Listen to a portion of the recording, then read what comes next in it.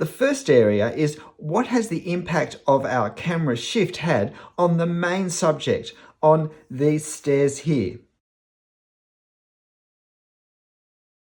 The most obvious change is that we see more of the stairs because we now see a step beneath this one. See, in this first reference, we see something like this. Now, an S shape is nice and compelling, it's interesting, and our eye will wander upwards. And the steps and the perspective on the steps tells us that this is a relatively steep path. What do we get in the second reference?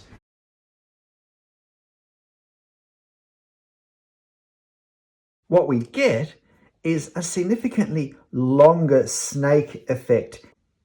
It comes down quite a bit more, which gives a good run up to the part that we see in the first reference. And in fact, it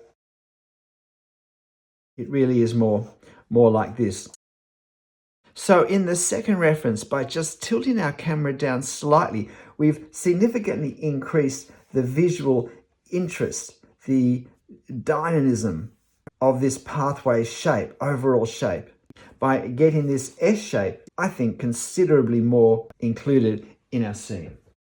The second thing that I think we've achieved is to do with the effect of movement of our eyes when we observe the scene. Now, this is a scene where clearly, to some degree, we are looking at the steps. We are following the steps up the hill. But the effect by coming downwards and therefore closer to these lower steps and adding a closer step yet is that we start much lower down. We have much further to go. The steps are higher and there is a stronger sense of moving up height. So it's more effort, so to speak, to visually follow the stairs to the top. It takes longer and it takes the entire distance from the bottom of the picture to almost the top of the picture. We are in some ways almost forced to navigate up the entire length of the photo reference. This is where the detail will be because this is closest. The clearest detail will be here, and that therefore will draw our eye, our attention. This will be the natural starting point of our scene, and therefore this is where we will go. With our original focus, we can see all of this really at once, quite comfortably.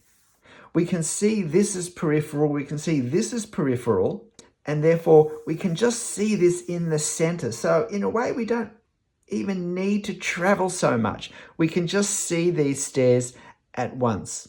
But the closeness of down here to the viewer means that we're anchored down in this place with our initial viewing. And because these lower steps are further apart than they are here, both because they're closer and because we're looking down on them more, we're looking more down on the tread than we are here of the stairs. It takes longer to go from step to step than it does here. When we start in the center, we're really seeing everything all at once. When we have to start down here because of all the detail that's down here, then we have to climb each step to get to the top. So this second composition pulls the viewer's eyes into the very lowest part of the scene and then invites a longer, more meandering journey up to the very top. This third point is, what do we lose? And that's an important consideration, because if we shift what we see through the camera for our reference, then we'll be shifting what our drawing is about in all likelihood. There'll be some parts we have to leave out to make room for whatever we're now including. And in this drawing, what we're losing is this top section. We're basically losing this. Now, in my opinion, the greatest loss is this wonderful trunk here, twisting and curving with its wonderful old, gnarled, bushfire-affected shape.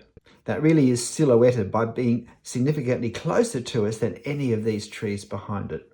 But really, everything else that's further back here, I think, is no great loss. And what we gain, so we gain another step. and we gain a lot more leaf litter, which is closer, which will enable us to draw it in more detail and give a stronger sense of what it is that will work even more effectively when we suggest the effect of the detail with the leaf litter moving further up, further back in our scene. And we've already seen how by having this strip down here, we get a really important extra bit to our S, to our whiplash curve, without losing any of our curve up here. In fact, by tilting down, we actually slightly tighten the curve here compared to here, which I think makes it more interesting. It becomes a sharper angle in the upper half in comparison to the lower half than it is in the first reference. Greater contrast, I think, is always something that brings interest to a composition. The next point to consider is how the perspective changes in our second view. Perspective is not just for buildings, it's just that it's more obvious with buildings because they're such a regular, defined shape. But perspective is simply the way something looks from a given viewing point. And when we tilted our camera down towards the ground, from this photo to this photo, we changed the viewing point. We changed where the eyes were, in fact. We changed the eye level of the scene. And the effect is that we're looking downwards more with this new section, but we're looking upwards more at what was in this scene.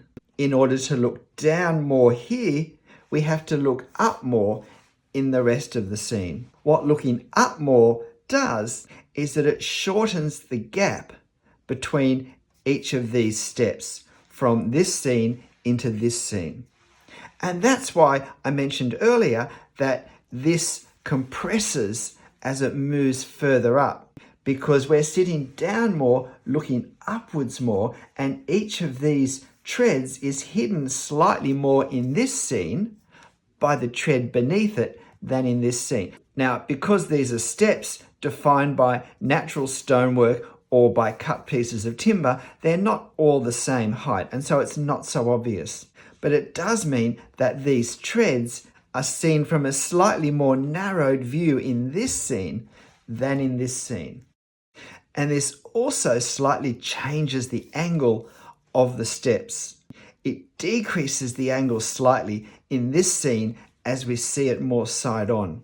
Now, normally decreasing angles, in my mind, reduces the visual interest in a scene. But by reducing these angles ever so slightly, the difference between this angle and this angle, this angle and this angle, this angle and this angle is very slight.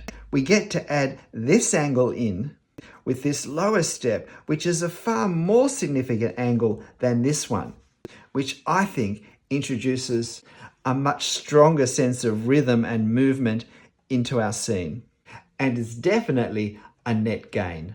This next point is, what's the effect of our slight camera shift on the depth of plane, on how much depth our scene has from the very closest parts to the very furthest parts? In reality, it hasn't made much of a difference, because this is our furthest part here, and it's no closer or further here. And down the bottom, we've really only come centimeters closer to the ground here than we have it here. So our furthest away section is just as far away in this second photo, and the ground is only centimeters closer. And yet the effect, I think, is considerably more than that, because our pathway now takes us up the entire height of the photo pretty much. And because this closest step has a sense of us looking down on it more, it feels closer. It feels like we're standing looking down on it rather than a little further away looking straight at it more. And we're also therefore having to look up more, look up higher to get to the top of the stairs, which gives a sense of this is higher and therefore it feels further. And these details here are larger than these details here because they're closer. Again, that emphasizes a greater distance between here and here. But the very fact that in the second photo, because our eyes are brought down here to look at the detail, and then we have to shift our head to look up and to see the distance, it just also makes the distance feel even more distant. Because we're looking at a scene straight on more here, this generally has a more two-dimensional feel to it. Because here we're looking down and then we're looking up and winding through more, because we're just a bit close to see it all at once. We get hooked into seeing just a part of it, and then we have to move through from that part. It gives us a greater sense of depth because we're moving into something, even though, of course, in reality, it's only 2 dimensions still. Just by tilting the camera a very slight amount, we've introduced a much greater sense of 3 dimensions of depth into our reference. And hopefully then, we'll capture that in our drawing. These next 2 points are probably more particularly focused on this actual scene rather than a more generalized point. So I'll deal with them quickly. The first is that partly because of the way these stairs are twisting down the side of the gorge and the angle that we happen to be on at the bottom of the picture, this step here is at a significantly greater angle than these other ones. We're turning a fairly sharp corner in another S bend here, and therefore this angle is significantly greater than this angle or any of the other angles. And greater angles almost invariably introduce greater tension, greater interest, greater drama. As this step swings closer to us, it invites us to step up onto it more, at least visually with our eyes, which then starts us on the journey of looking up all the steps as we journey through the bends up to the very top. And the final thing, which I think is particularly improved in this photo, is one of those things that in a drawing I will enhance, I will bring out just a little bit more than we see it in the photo. And I'll actually make a few slight manipulations to increase the effect. But it's actually the shadow of this tree coming down here. And we can see it quite clearly here and here and here and here and here, where the shadow crosses well-lit and relatively light surfaces. Now, we have that here, of course, but the shadow comes further. The shadow comes down here.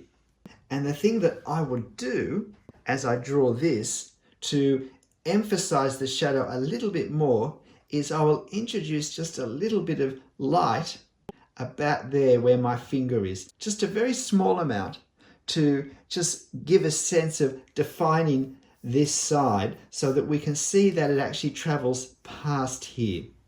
And I could do that by bringing this rock surface out at a slightly lower angle. I would also work at darkening this shadow just slightly. Another thing you might notice between the 2 photos is that when I shifted the camera slightly down, more light was bouncing into it in this second version, and therefore generally it's a lighter scene. And we actually have an arc here of reflected light that's bouncing off something within the camera. And that's why this generally looks a little bit lighter than here. But when I do my drawing, I'll be adjusting the light anyway, or more accurately, I'll be adjusting the shadows for what will look best with my drawing. So that's not going to be a problem at all. To sum up the difference between these 2 compositions, this is a pathway in the bush. This second one is more a story of a pathway. It's where the pathway itself is the subject, is the traveler, is the story, is the invitation. And we much more feel that we are on it, I think, in this one, rather than we are an observer looking at it. And I think that makes this a far more interesting composition to draw. Now, I'm not going to draw this for this video because I think it's such an interesting subject, it deserves its own video. So if you want to see how this turns out, then keep a lookout on my videos. And when I do post it, then I will post this reference photo on my channel community page. And look, I'll probably post this one too, in case you really do prefer this one and would rather draw this one. G'day, I'm Stephen Travers. But look, whatever you're drawing and however you're drawing it and however you frame it and compose it and crop it and jiggle around with the details a little bit, make sure you're having fun. I'll see you next time. Bye.